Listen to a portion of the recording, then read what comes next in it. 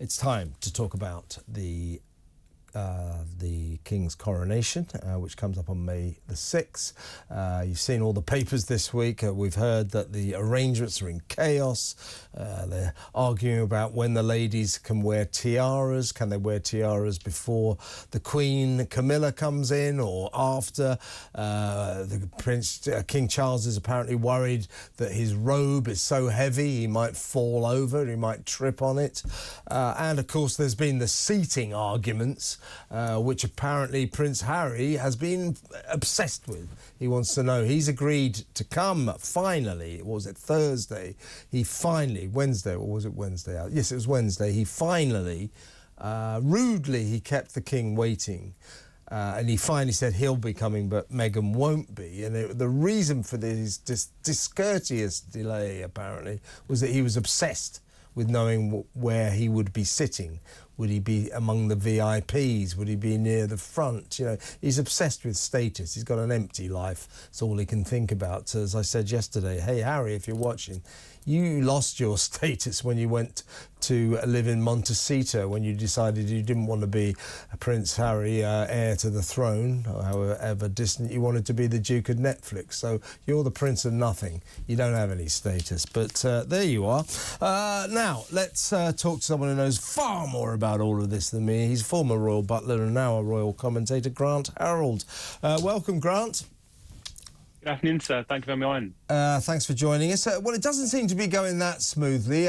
In fairness, apparently when the Queen had her coronation way back in whenever it was, 51, 53, can't quite remember, that's even before my time, they had many months to arrange it, whereas the King's coronation has had far less time to get things together. And we are hearing that it's become fairly chaotic, not least of which because they couldn't organise the seating arrangements because they didn't know whether Harry and Meghan were coming. Do you feel that Harry and Meghan were rude to the King by leaving it so long before one of them deigned to say, oh, well, I'll come, but she won't? It was discourteous, wasn't it? You're absolutely right. I mean, the first thing is, you quite rightly mentioned, this coronation is very quickly planned. With the Queen's, I think it was about 15 months, between her father passing and her coronation. With this one, the Queen's only been dead, 7 months? And, we're already getting ready for the next coronation. So I think there's a lot being crammed into a small space of time. There's obviously a big discussion about how many people can attend, because obviously there's going to be a lot of people off the guest list. And as you've mentioned, Prince Harry and Meghan obviously just apparently notifying them now, which is quite surprising, because as senior members, I'll say of the family, they should have been or would have been invited along with everyone else. And kind of etiquette, you would think that they would notify them pretty quickly, so that they could then make their plans. And going by what obviously I'm reading, as everyone else is hearing, is that they've obviously just let them know, which isn't the best thing to do. I think it can be seen as rude. But it's not great, because when you're trying to plan any wedding, you need people to tell you what they're doing. So, or event, or coronation, should I say. Yeah, indeed. And we understand that the reason for the delay is that Harry was obsessed with where he'd be sitting. He wants to be in a place where he looks important. He wants to be among the VIPs. He wants to be in a fairly prominent position. He didn't want to be right at the back next to the gents, which is presumably where Prince Andrew will be. But you'll know about this, Grant. The people, these aristocrats, I mean, status is very important to them, isn't it? I mean, the royal family is all about hierarchy, who's first in line to the throne, who's sixth, all that kind of stuff. Titles. We've seen how worried Harry and Meghan were that their kids wouldn't get royal titles. They're worried that they might get the Duke and Duchess of Sussex taken away from them. It is their world, isn't it? Status.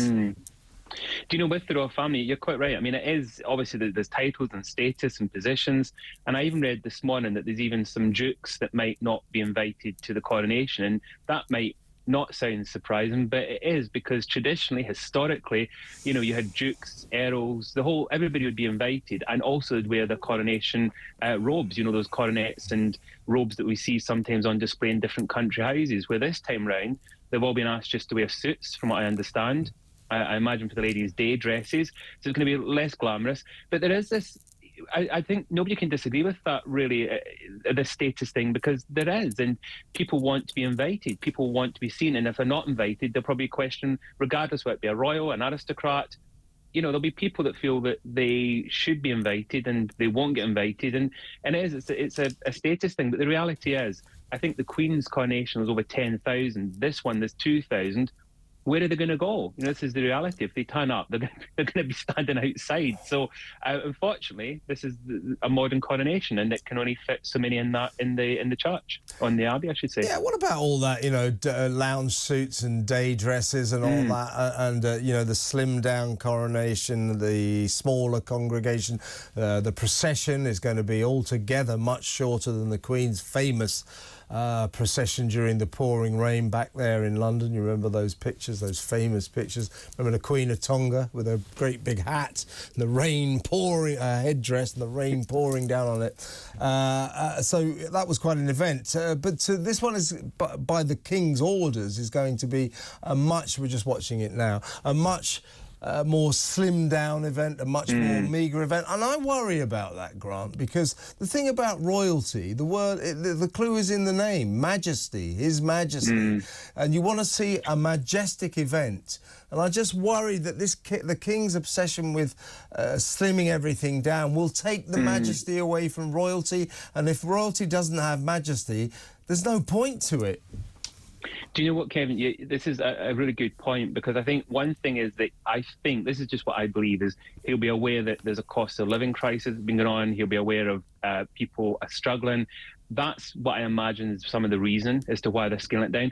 But you're right, there's something about those royal events. The late Queen, whenever there was a celebration, a reason for us all to get together, nobody would stand there, well, not many people would be standing there counting the cost, how much of the fireworks, how much of the light displays, how much of this, because it brought us all together. It gave us something to be excited about. And if you're going to put money towards something, you want it to be something that makes us all feel united. And I think a coronation is a really important occasion, and it's a chance for people to get together and celebrate. And as you mentioned, if it's scaled down too much, as people might question, as you said, what's the point? We want to be able to celebrate and to enjoy it. So it's a very fine line that they walk, and to get it right. And only time will tell. We'll see what happens with this coronation, if it is a success, or if it's scaled down so much that people don't really want to know. Exactly. And interesting you should say that. This is my next question to you. For reasons that no one can quite work out, this event, this massive event, which, of course, all the eyes of the world will be on us. So let's hope they get it just right and it looks fantastic, because we are, the British, there is one thing that we absolutely lead the world on, and that is pomp and ceremony. You cannot touch the British for pageantry. We're the best in the world at it, so let's hope that they get this right. But I want to ask you about the whole event seems to be surrounded, Grant, by national apathy, because the Queen's Platinum Jubilee celebrations a couple of years back, there were 16,000 street parties, and boroughs had to apply for all these parties, and so councils and town halls were putting in their official applications. 16,000. Guess how many how many councils have requested official street parties and events for the King's coronation? 240. And one of the councils that said, we're not interested, can't be bothered, is the local Cotswold Council around Highgrove, where King Charles lives. You still make that mistake, don't you? Where King Charles lives with Camilla. Well, what do you put this down to? People don't. There was a big poll yesterday of people, and the vast majority of people say they don't care about this. Well, this is actually disappointing, because this is where I live. I'm actually there you go. It's your fault. So I know. And I was thinking today, I was driving through Tetbury, which is the local town next to Highgrove, and I saw, a few flags out and things. I thought, I wonder if there's going to be a set, because I'm actually not going to be here for the coronation in the Cotswolds. But this is the reality is that, for some reason, it's a very... I don't know, obviously, I'm glad to say I'm a bit too young to remember the last coronation, but I'm sure there'll be people that are out there that remember, obviously, the Queen's coronation, and I wonder what they'll make of this. I wonder if they'll feel that this time round that it's I don't want to say a disappointment, but it's very different. And as I said, I know there's this fine line of worried about the amount of money that's spent, but Kevin, you know, the amount of money that gets spent in this country on things that just doesn't make sense. You know, I'm not trying to give examples, but just every now and again you hear about vast amounts of money put into things. You think, why is that money being spent? Yeah. With something like this, it's a chance for people to celebrate. And, you know, for those of us that can't be in London or they're celebrating, a street party, brilliant. You know, let's have a bit of a party, regardless if you love the Royals or not. It's a reason to celebrate. Yeah. And I think it's a shame that we're not going to get that opportunity. I think the one thing I would say, you know, I don't think about this event very much, but when the day comes, I dare say I'll hit the pub like a lot of other people. So you tend to find that when the party day arrives, everybody goes, oh, let's have a party. So perhaps the enthusiasm for this event will rise the closer we get. Let's hope that it does. Let me just ask you about some of the family feuding. Harry's going to come in and people have said, well, no one's going to talk to him. He's still friends with Eugenie and Beatrice, Fergie and Andy's kids. But I don't think you're going to see Harry chatting amiably with his brother William or indeed Kate. Do you know, it's an interesting one, because it's like any kind of family where there's been, we've all got them in our families, there's always somebody that's maybe had a fallout or there's been an issue, and it's really awkward when they get together. Yes. And I hear what you're saying, Kevin. I totally hear you. I do think, though, if the cameras and the world's press and the media are watching, I think he'll be trying to do everything to show, to try to go up and chat. And I think, I could be completely wrong, but I think we will see them chatting and maybe even a few smiles. But the last time we saw this at the Queen's, just after the Queen passed, I thought, this is great. This is obviously maybe a chance for them to sort things out, where now I don't think that. And I think, sadly, it'll be show. If there is any of that, it's just for show. And unfortunately, I don't think, as I've said before, I don't think there's any kind of comeback for him. And I'm not surprised.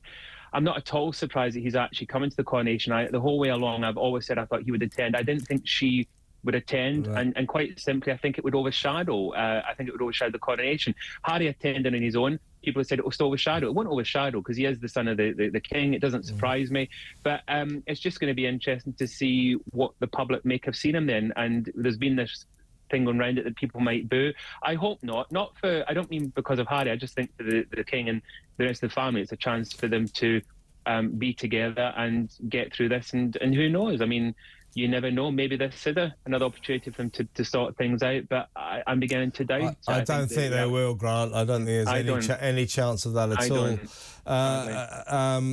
A final question to you. I mean, what about Prince Andrew? We're told he's going to get a seat right at the back. Well, again, this is interesting. Oh, he also Grant. Sorry to interrupt. He's apparently at the centre of a row because he wants to wear his garter outfit or something, and he's been told no. So he's looking for status as well. I wonder if it's his uniform, because I did wonder. As I think they're scaling it down, but I did wonder if they'd be wearing the military uniforms with the Queen. Obviously, when she passed, and we saw Prince Harry and Prince Andrew on one occasion, obviously when they were in the hall at Westminster, obviously they had the uniforms on, but when we saw them elsewhere, they had morning suits on, and I'm wondering if that'll be the same protocol again. These will be decisions that will be down to the King and the advisors, and I think everyone's going to be watching with a huge interest, not just in the coronation, but it will be what people are wearing, you know, what the royals wearing, what the aristocrats wearing, and we'll only know on the day. Indeed. A very last question, only got a few seconds left, but there's no doubt about it, is there, Grant? Everyone, apart from journalists like me who would have loved to cover the story, everyone's heaving a sigh of relief that Meghan's not coming. It's just as well, isn't it?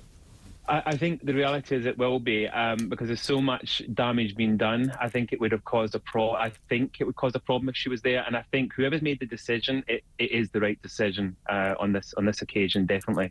I agree, and excellent to talk to you, Grant. I'm sure we'll talk again before the coronation. Take care. That's Grant Harrell, former royal butler and royal commentator, with all the news, the latest news from the build-up to the coronation.